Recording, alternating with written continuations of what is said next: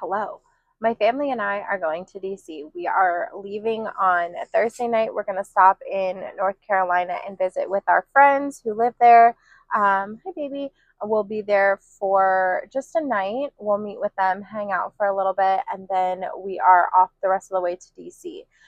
Couple reasons we're going to DC. One, obviously it's a summer vacation, and two, my son has been with my sister-in-law for the last couple weeks as sort of like a summer camp because my niece is getting ready to go off to college, and it was important for all of us that they get to spend a little bit of time together before she goes off when they're still kids. Like obviously they'll hang out later in life, but while they're still kids, it was important for us to have them have a little bit of time together. So we sent him off to Maine. He was there for a couple weeks, and now we're ready to collect our child. And Maine and Florida are quite a far distance, so we are going to meet halfway. Now, halfway is DC. So here are the things that I have done to prepare for this DC trip. We're going to be gone, like I said, Thursday night. We're leaving to go hang out with my friends in North Carolina. We'll leave from there on Friday morning. It's an 8-hour drive from North Carolina to DC. So 6 hours to North Carolina, 8 hours to DC. We'll have Friday night in DC, and we'll have Saturday in DC, and then we're leaving on Sunday. So what have I done to prepare for this? I bought books. I thought it would be super fun to read some books that take place in DC the couple weeks or couple days really leading up to going to DC and also being in DC. So let me tell you about my selections. It is currently like 3:07 in the morning. I am making vlog clips because why should I, on a Tuesday, the Tuesday before we leave, why should I be even remotely like productive packing when I can talk to you about the productivity in book purchasing? I purchased, I believe it was 3 books, and then one is on Kindle Unlimited. I'll start off with the one that's on Kindle Unlimited. This is called Face Off. This is a DC Stars series. This is hockey team that's in DC. So I'm not really sure what to expect with this, but it takes place in DC, and that fit the criteria for this vlog. And then the next book that I picked up was Murder in the White House. And this one is fun to me because it is actually by Margaret Truman, which is Harry Truman's daughter. Murder in the White House by Margaret Truman. This is, like I said, Harry Truman's daughter. So those are the 2 books that I picked up digitally. One, like I said, was Kindle Unlimited, and then the other, I paid like a couple bucks for the Murder in the White House. And that is part of a 31-part series of DC capital crimes, a capital crimes novel. So will I continue past this? I don't know. But I decided that, like I said, it fit the criteria for this vlog. The next books that I picked up, this one is Meet You in the Middle. I know next to nothing about this book. I did a quick cute little Google search, books that take place in DC, and I grabbed, obviously, the 2 prior to this one, and then I also grabbed these 2. Here is what I know about Meet You in the Middle at this time. From what I understand, these 2 are connected to some high-ranking senators, one of which is liberal and the other is conservative. So Meet You in the Middle, I'm sure there's going to be, a lot of hard-hitting conversations and topics in this one. I'm interested to see how I feel about this. I've never read anything by this author.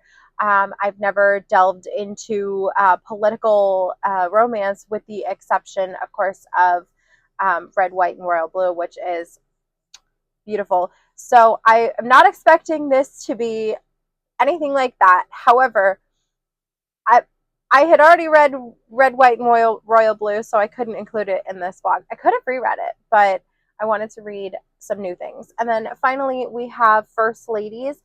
This I have read the first page of, and this is going to follow the wife of Franklin Roosevelt, as well as a civil rights activist who is the daughter of formerly enslaved parents, Mary McLeod Bethune. Now, that's not necessarily a name I recognize from my time in the public school system, but that doesn't really mean anything these days. We will update you as I go. I'm really excited about these books. I'm really excited about this one in particular because I have been since I purchased this book a couple weeks ago when I knew we were going to DC, I have been looking at it and I've been like, I want to start it. And this is a Washington Monument right there.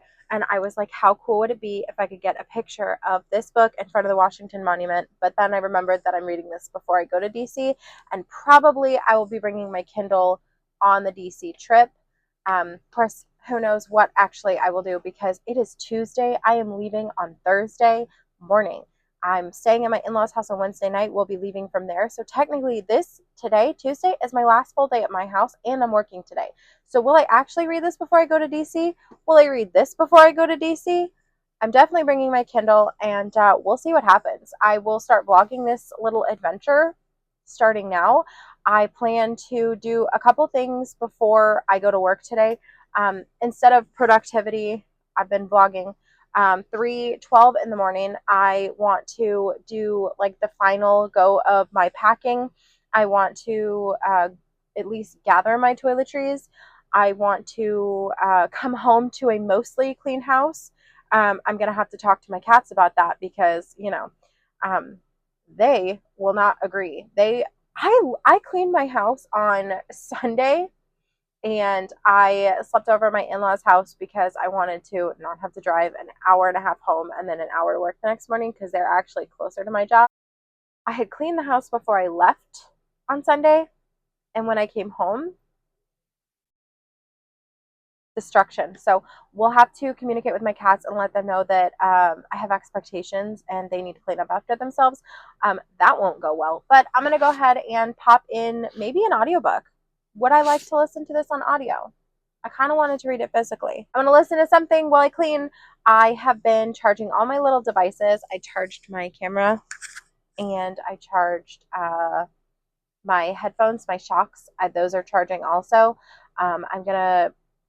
What else do I need to charge? Oh, I got to charge my in-ear headphones, and I would also ideally like to charge that in-ear base.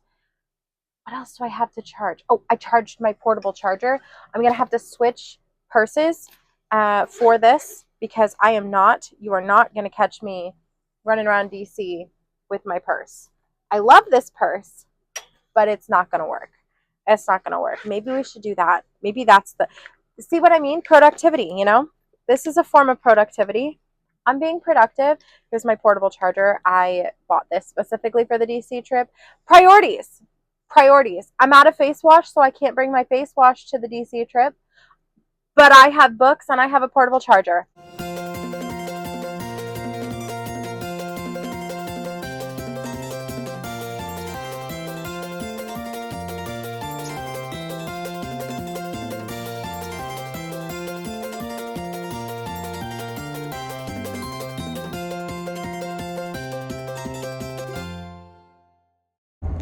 I have left my house, obviously. I am almost to work. I got an extra large Red Bull infusion from Scooters today because I have been up since 2 o'clock. I accomplished a lot though. I edited the 3 vlogs that have been sitting in my repertoire for a really long time, ready to I needed the time to edit them, and I'll be honest, I wasn't trying to edit them during like normal business hours, you know what I mean? Like if I have 20 minutes to sit on my ass, I'm having 20 minutes and I'm gonna sit on my ass. But I had like hours this morning. I woke up at 2, it's 7 o'clock now. It takes me an hour to drive into work. I'll get there before 7:30. I left around 6:30. And yeah, I had so much free time this morning.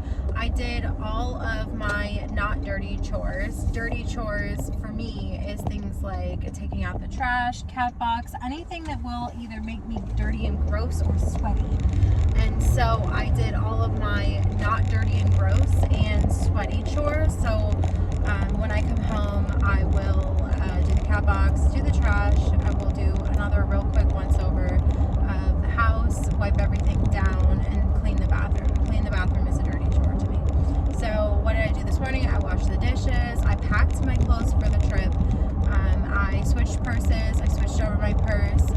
Everything is ready to go. Like when I get home today, I'm gonna load my things that are leaving into the. Oh, I can't do that. I have to wait till the morning because my toiletries are in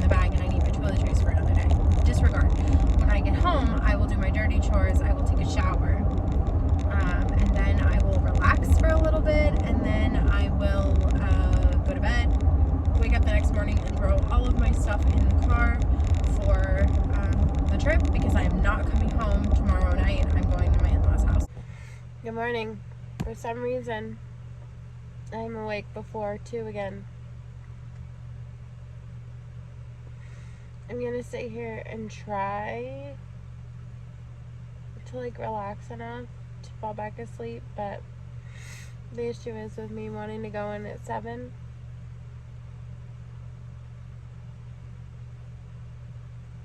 By the time I fall asleep, it'll be time to wake up.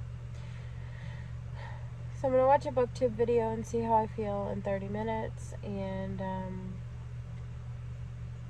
I suppose I could start getting my shit together, and with my leftover time, maybe read.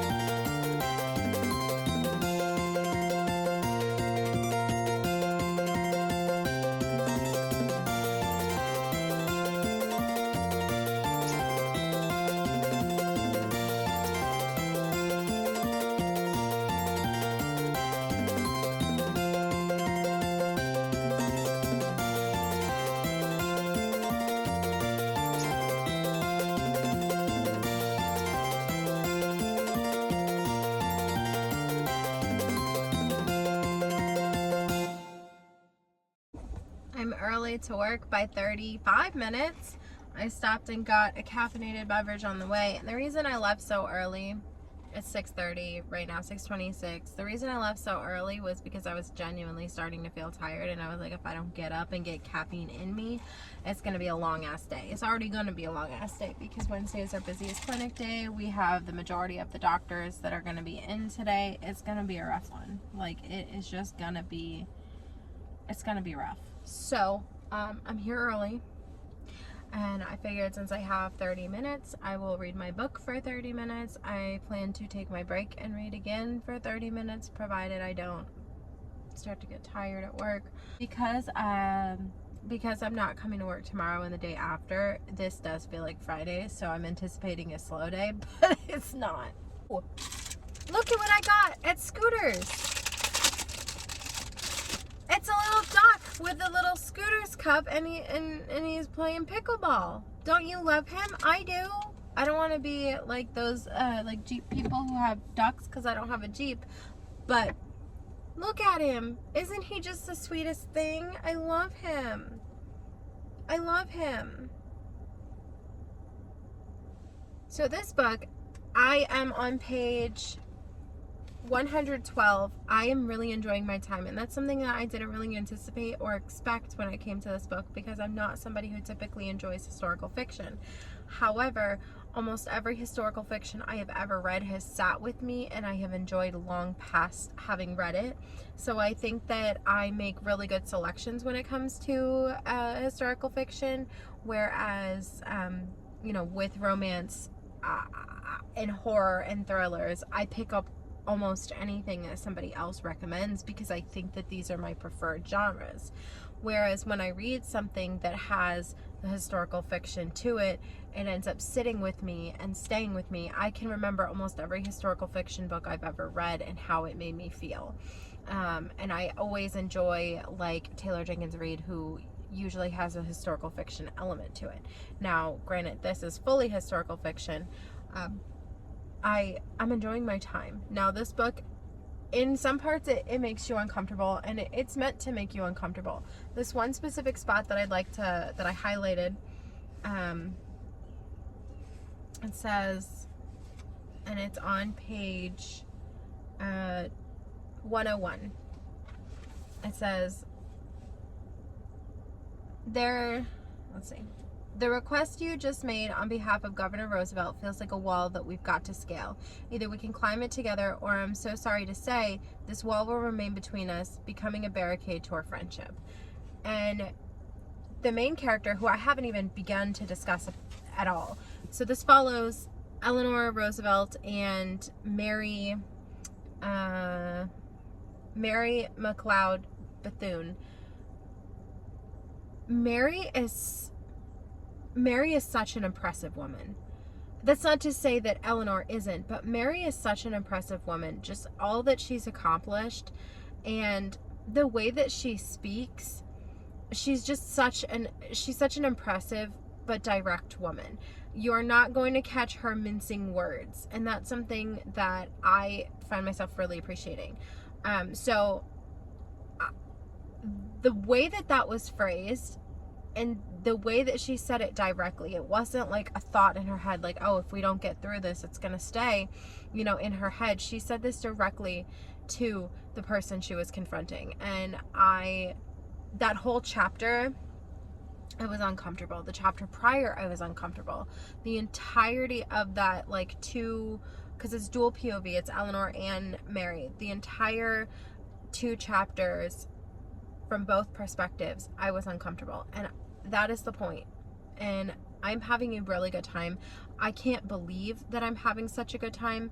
I picked this book because obviously it takes place in Washington, D.C., and it was at least an amount interesting to me based off of the cover. And I try my best not to read the back, so I would pick up just probably maybe the blue right here. That's probably all I read, and that was enough for me. And then when I bought the books, even though I feel that I like romance more, this is the book that I was eager to pick up. This book over the hockey romance, which I have had a fantastic time. Every time I've read a hockey romance, I've enjoyed it, or a sports romance in general, I've enjoyed it, and I wasn't as interested to pick up that one as I am this one. And when I was talking about the meet me in the middle, or meet you in the middle, whatever that one was, I was interested, but this one is the one that I gravitated towards starting first. And I thought that the reason that I was interested in starting this one first was because I felt it was going to be the hardest to get through.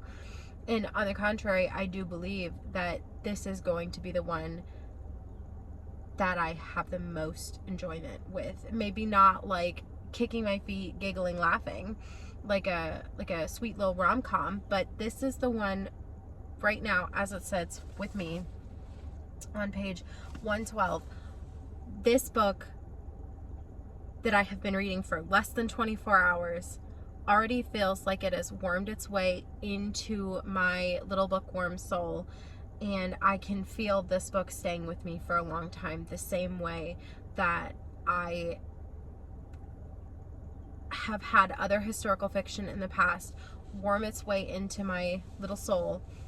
And every now and again, I'll think about something from one of those books that I've read in the past. Like I know that I've already mentioned Taylor Jenkins Reid, and obviously I love Song of Achilles so much I got it tattooed on my body. If you missed that vlog, it'll be in my video feed. But obviously I enjoyed those books. Taylor Jenkins Reid is my auto by author. But one of the books that really has... Are you kidding? It's raining? What the hell? I always get screwed. One of the books that is not by Taylor Jenkins Reid, but is a historical fiction. There's 2 actually that I can think of. One of which is a series by Danielle Clayton. I think it's either Danielle or Chantel Clayton. It's The Most Beautiful Girl in Cuba, or there's also Next Year in Havana. I think about that family from that series so often. I think about specifically Next Year in Havana a lot, and I also think about... I can't remember what it was called. It was a book that took place in Paris, and it was about a photographer. If I can remember, I'll insert it here. But I think about those books and Taylor Jenkins Reid's books and The Song of Achilles almost daily, whereas some of the thrillers that I pick up, read in a day, think I'm enthralled with, I put it down and I never think of it again. This, I feel like I will be thinking about days from now, weeks from now, months from now, years from now. Good morning. We have left. As I do so often, I woke up way too early and I got probably like about 50 pages read. I think I'm right around the halfway point of this book. I'm on page 178. My husband has decided I get to be a passenger princess, so I will read my book while he navigates us to caffeine before both of us don't make it.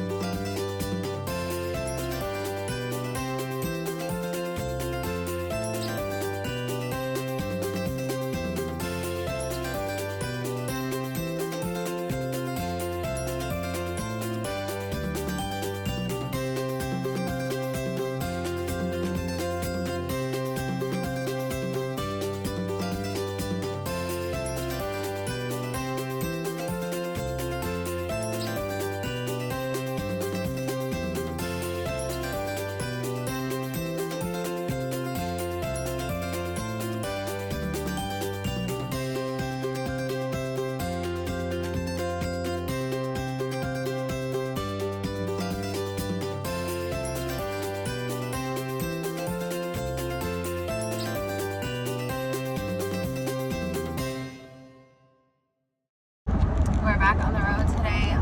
Yesterday, just before we arrived at our friend's house, I finished The First Ladies. I'm giving it a 4-star. I really enjoyed it. And then late last night, I started Murder. And then late last night, as you saw, I started Murder in the White House. I am, I'm about 35% through, so I'm about a third of the way through. I'm on, I don't know, whatever page this is. It's like really strange. This book is strange. I need to see when it was published so that I can determine whether or not I'm going to continue. I think, I'm interested enough to continue, but the scene that I just read, this is written by Margaret Truman, which is Harry Truman's daughter, okay? And which is a woman, and we're doing a lot of commenting on women's bodies and their breasts. It's very strange. It's very strange. It's supposed to be a crime thriller, and I have seen the word breast more times than I think I have in most thrillers at the 35% mark. So I just checked on Goodreads. It was written in 2001, which explains some, but like we're literally commenting on the president's 19-year-old daughter's body in some parts, and it's very strange. Like, being a president's daughter, I would think that maybe that wouldn't be something I would do, but I'm not the president's daughter, nor have I ever been. So, I'm not the police on that, but I just thought that was very strange as somebody who's been in that position to comment on the 19-year-old daughter of the president from the eyes of a man was very strange to me. Additionally, I also want to mention that we change perspectives, but it's not written in first person, it's written in third person, but you're changing perspectives so often that it takes a second to get readjusted. Oftentimes within a couple pages you change perspectives with next to no warning. Like, there's obviously timestamps and stuff like that. There's also like chapter breaks and stuff, but it in order to understand what's happening, you almost need to spend a little bit more time rereading it, just because it's like, it's a little jarring. For the most part, we're following Ron, and I'm wondering if maybe we're just following Ron the entire time, but like when we do get another point of view, it's more like a past. I'm very confused, I have to say. So far, we've gotten to the murder part, which at a third of the way through, I sure hope so. We've gotten to the part where the murder in the White House does take place. And we also saw who is investigating it, which is Ron, of course. Ron is investigating, and he's been given special privileges to be able to do so, which I also found quite interesting.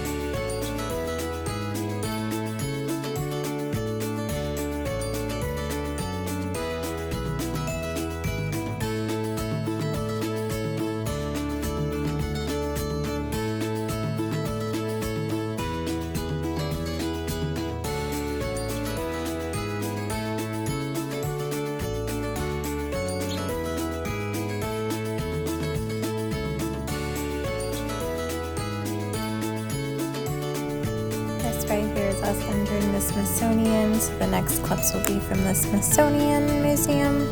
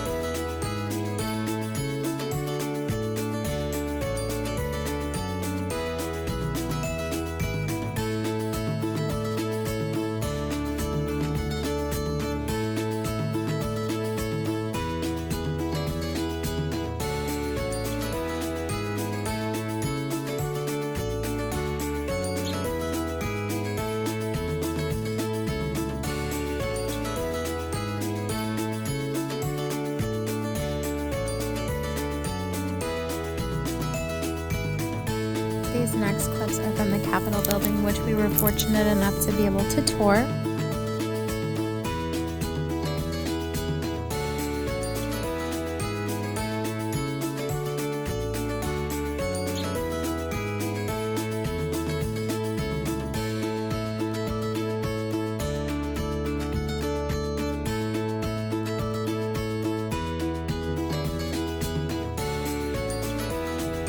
And this is the statue right here of Mary McLeod Bethune, who I just read a book about. How incredible is this?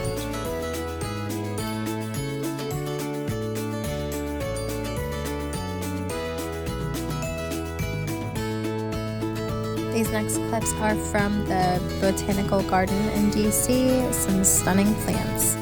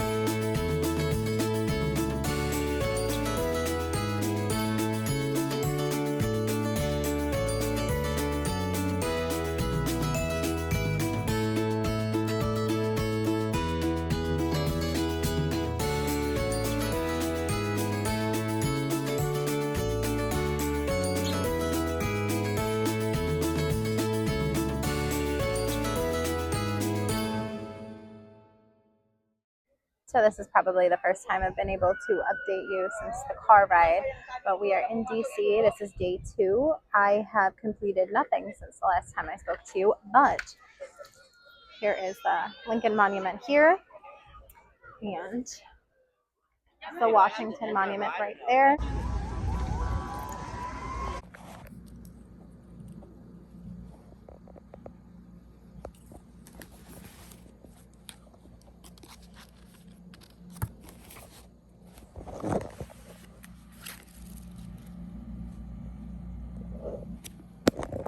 Hello. My trip to DC was a whirlwind. We did it in just a couple days. We drove halfway on Thursday, which you saw. The other halfway, or a little over halfway on Friday, did half a day in DC on Friday and did the whole day on Saturday. And we did a lot of things. We saw a lot of things. Obviously, you saw the B-roll, and I hope I was able to explain what was happening in each clip, but probably not, because let's be honest, it was so much happening. I had almost no time to update you on any of the things that I read. I know that I spent a little bit of time reading this one. This I read primarily, like you had saw that I read a little bit prior to leaving for DC. The rest of this book got read on the way to North Carolina. I tabbed it up quite a bit, and it was really interesting, especially because I got to see Mary McLeod Bethune's statue inside the Capitol building, which is an incredible experience. And I captured a little bit of that. Hopefully, I was able to sort of narrate what we were looking at. But yeah, that was really topical and really timely for me to read this book, go and see the statue, and then I really got to appreciate that statue in a way that I never would have had I not read this book. So I'm really grateful for this experience. I'm really grateful to have read this book. Final thoughts. This is a 4-star book for me. It's very rare. As you may or may not know, it's very rare that I give out a 5-star book. If it's a 5-star book, that is a perfect book. 10 out of 10 perfect, no notes. And while this book was pretty close, if I used half-star ratings or even quarter-star ratings, I would come closer to a 5. I would probably do like a 4.5, 4.75. I don't really have anything that I didn't like about it, except for at the very end, like the last maybe like 50 or 60 pages or so, it felt like it was taking too long to get to the end. It felt like, I mean, obviously every single contribution that Eleanor Roosevelt and Mary McLeod Bethune, everything that they did was very important. Every contribution to the civil rights movement was a very, very important thing. But towards the end, it felt like there was less focus on that and more focus on like the back and forth with the president at the time, and like the back and forth with like Mary working with the president, um, Franklin Roosevelt, and the people that she was working with, the organization she was working within, were sort of doubting that it would get done, and like sort of like if there is no progress like every single second, then there's no progress at all. And Mary's like, can you not see the progress? And it just, the last, I want to say maybe like 60 pages just dragged on for me. But I really enjoyed it. Obviously, I'm not a tabber. I'm not the kind of person who tabs things, but I found so much to tab in this book. I know how unusual this is for a first lady to take any sort of controversial stance, let alone one regarding race. It is unheard of, but I don't want to be like any other first lady. So I really enjoyed this book. Obviously, I tabbed quite a bit. I had a good time learning. I'm somebody who doesn't feel like I like historical fiction, but when you get down to it, I find something to take away from every book that I read.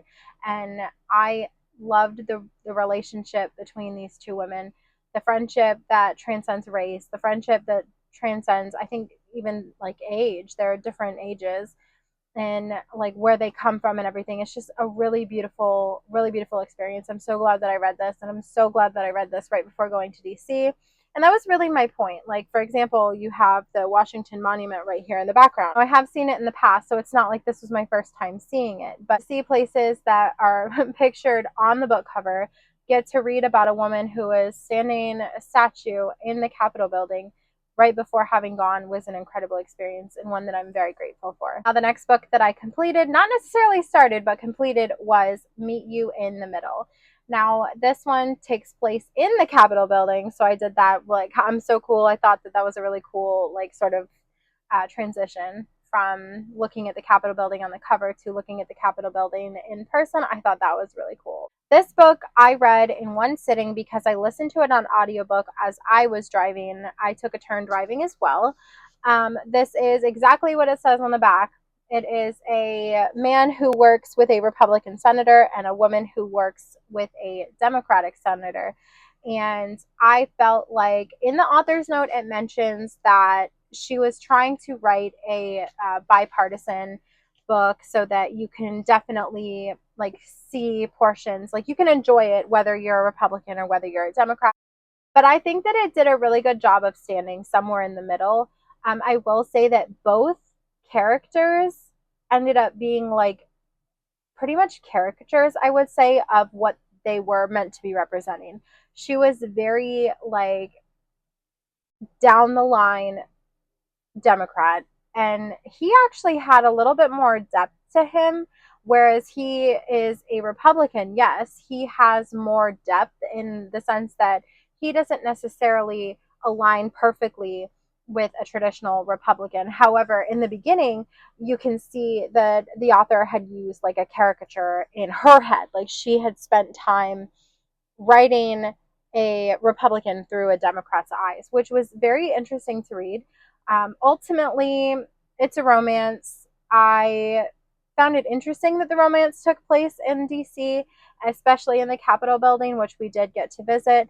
However, I took nothing like interesting from this other than like it's possible for Democrats and Republicans to get along and maybe even be in love. Like, and I guess that was kind of the point. Like, I guess that was really what the author was going for. This was written in 2021. Um, it's definitely it's a book, and I definitely read it. I don't have very strong feelings one way or another about this, not for political reasons, more so for like there was very little character development in this in my eyes. I didn't see other than him being not one dimensional, which is how she had interpreted him. I didn't really see much character growth from either party.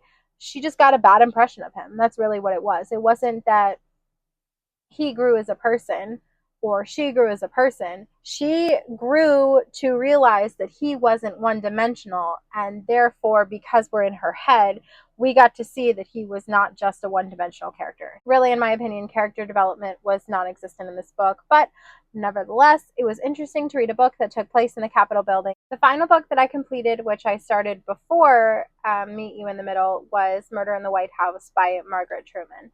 This book took place primarily in the White House, obviously. Um, it's a short book. It's 252 pages, and I felt like this book could have shaved off like 50, maybe more pages. Towards the end, we were just dragging. Now, I don't know how many of you feel like you may read this, so if you do feel like you might read this, go ahead and skip ahead until I put my hand down. This book took it everything out of me because we spend so much time trying to figure out who killed Blaine, and all the while it felt. Now, I will say I didn't guess that it would be the president's daughter. That I will say. I will say that.